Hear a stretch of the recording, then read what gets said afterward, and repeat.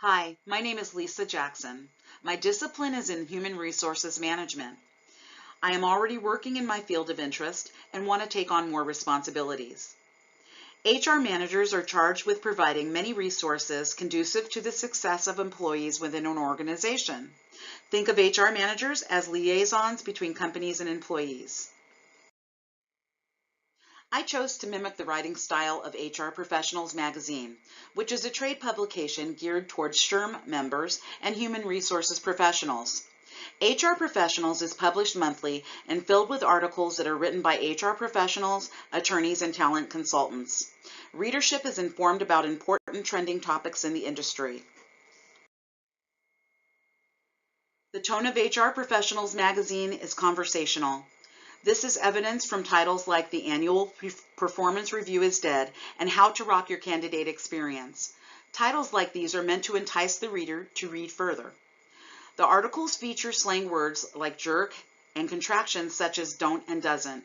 In one article, the acronym SWOT is used, which industry professionals would recognize as strengths, weaknesses, opportunities, and threats. There are also more serious articles dealing with employment laws like transgender status protection under Title VII. For many, when information is delivered with personality, the details are more likely to be retained. This is why I chose to write in a similar vein. While I used some of the writing conventions of HR Professionals magazine, I opted not to use industry jargon as I felt it was irrelevant to my particular topic. Also, due to the requirements of the assignment, my article was longer than that of HR Professionals magazine's articles, as well as cited more completely. Conversely, all of the main rhetorical conventions of HR Professionals magazine were used in an attempt to persuade HR professionals to at the very least open their minds to a topic that is uncomfortable for most. Controversial topics can be interesting to explore.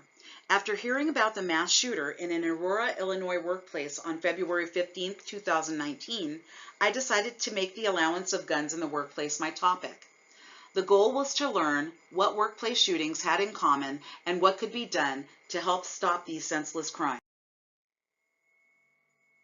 I found out that Illinois was the last state to allow concealed carry in 2013. However, to date, most businesses do not allow guns within their establishments. Active shooters already know this. They do their own research. People are allowed to protect themselves on the way to work, and then they must relinquish that sense of safety when they step into the building. It was important for me that most of the information researched was written with impartiality and covered different aspects of gun ownership and concealed carry. The peer-reviewed articles selected featured topics such as gun violence statistics, current gun legislation, gun safety, and alternate options to combat workplace violence. The result was a good mix to assist me with developing my own list of pros and cons of concealed carry in the workplace. I expanded my research to include government websites that provided me with more statistics as they relate to gun violence, industries most affected, and law-abiding concealed carriers. These sites are credible, as many of the journal articles I read utilized these same sites for their research. During the process of selection for my annotated bibliography, I found myself changing my mind several times about whether guns brought into Illinois workplaces by legal and responsible gun owners would be a detriment or a benefit. My research question became, how could the presence of guns in Illinois workplaces serve to curtail workplace shootings? Post-research, my thesis became, the allowance of concealed carry by responsible legal gun owners in some Illinois workplaces could save the lives when other preventive measures fail. I had difficulty finding any scholarly articles that dealt with the recent Aurora, Illinois shooting, which I felt would help me write to the gap. It was important to know why it happened, how it happened, and what has been done since to rectify the mistakes that were made. How could a convicted felon legally purchase a gun and shoot 5 co-workers to death at work? For this information, I consulted 2 local online news sources, WGN-TV and the Beacon News. The stunning articles exposed the faultiness of government criminal databases, policies, and procedures, all of which worked together to create a perfect storm on February 15, 2019. Until government across the United States can better protect us by updating databases universally and enforcing its laws, this event will no doubt repeat itself. I wanted HR professionals to be aware of these huge issues that could stand to impact us professionally and personally. Most of my peers rely heavily upon background checks we perform to assist with making the appropriate determination about potential employees. I found out firsthand that this information can be grossly inaccurate.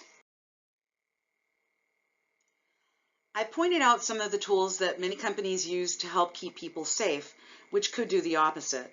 For instance, some businesses that don't allow guns may be in denial if they think that slapping stickers prohibiting guns at every entrance is going to make a difference to someone who may show up with a gun and ill intentions. If someone is coming to do something nefarious, they are not going to care that they are in a no-gun zone. These signs could work to make people inside a business vulnerable to victimization.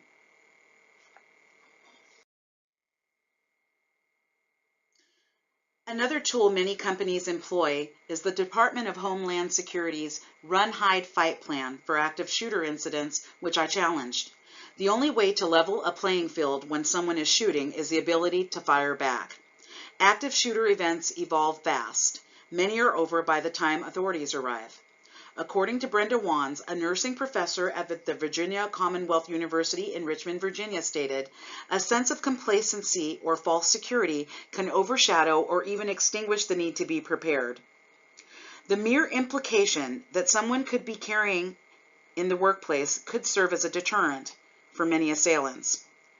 According to family law professor Nadia Netzel, crime has decreased in Illinois most likely because the potential criminal is aware that the potential victim or someone else in the vicinity may be armed as well, but has no idea who it might be. I also wanted to shine the light on certain industries that run a greater risk of experiencing active shooter incidents. Per the Bureau of Labor Statistics, the potential for gun violence can be greater for industries that handle cash or other coveted commodities. Also, according to the Bureau, government employees don't run the same risk, which may be attributed to the fact that many people in government settings are armed. Criminals want to carry out their sick plan, and other people with guns could prevent them from succeeding in killing and hurting as many people as possible. The progression of workplace violence is something else I thought should be highlighted. One would think that instances involving active shooters would decrease with the awareness of why assailants select certain venues for destruction, but according to the FBI, there has been an increase in active shooter events by industry from 2010 to 2017, which sends a message that these brazen crimes are on the upswing in the public business sector, while crimes committed in the private sector have gone down. Again, probably due to armed employees and the fact that there is probably not a lot of cash on hand at these types of venues.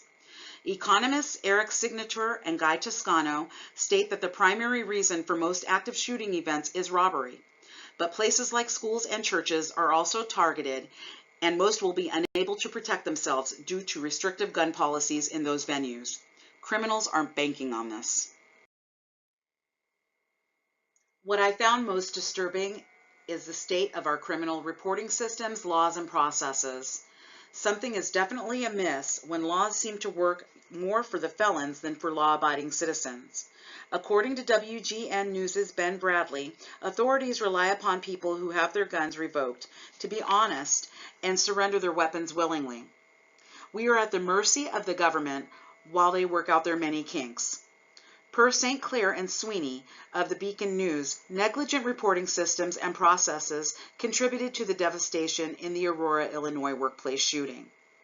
With guns so readily available on the streets and so many flaws in our current system, it's not enough to allow guns in parking lots and in organizations.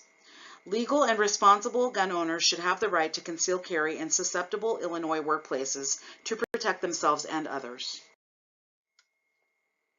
Finally, I felt it was important to write about skilled concealed carry citizens who have been responsible for saving lives of others in active shooter incidents. According to the FBI, during 2016 and 2017, the 4 legally armed citizens who were responsible for ending 4 active shooter events likely saved many lives. Think of how many more lives would be spared if people were allowed to conceal carry in workplaces. It behooves HR professionals in Illinois businesses to reassess whether concealed carry makes sense in their particular workplaces. As much as we don't want to think about it, an event such as the one that took place in Aurora, Illinois, has the potential to happen again. Preparedness is key, and guns should be a part of that preparedness in businesses most susceptible to violence. What if a disgruntled employee pulled a gun in your business? Are you confident your current plan of action will save lives? Plans don't always go as planned. A skilled concealed carrier could save the lives of those who might freeze up or have an impairment that won't allow them to have a fighting chance in an active shooter event. Employees allowed to conceal carry may afford others the ability to run, hide, or fight for their lives, and possibly will be able to do this without even firing their weapon. As the adage goes, to make a difference, it takes a village. In the case of active shooters in the workplace, the village should be armed.